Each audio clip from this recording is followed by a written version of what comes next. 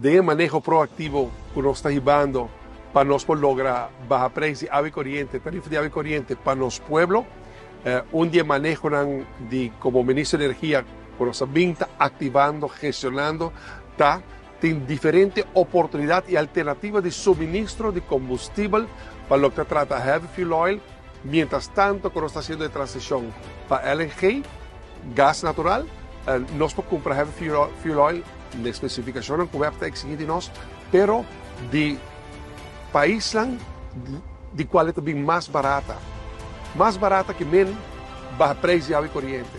Y agua, un día grande, dia 5 de fevereiro 2024, nós quebra ex, nós logra meta grande para el primer barco de heavy fuel oil de Venezuela llega a Uva, así nos convisa era una promesa que nos hacen a los pueblos para bajar precio de agua y corriente, baja tarifa de agua y corriente para los pueblos, nos realmente logré. Para nós, é fundeixe, era novo, capítulo novo que agora abrir de oportunidade para realmente nos cumprir com os pueblos de baixar preço de água e corriente. Agora não está papel de combater custo de vida, agora não está papel de combater pobreza.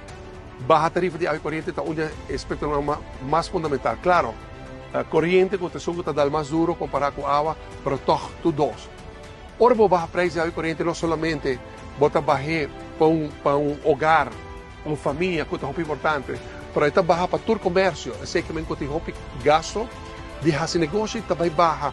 Sei que me preço também me se barra. Combater custo de vida, que me combater pobreza. Combater custo de vida, que me logra progresso. E aceita o que está considerando como Ministro de Energia, formando parte do gabinete de Evercruz 2, nós está logrando que dia grande aqui, que chegada de barco aqui.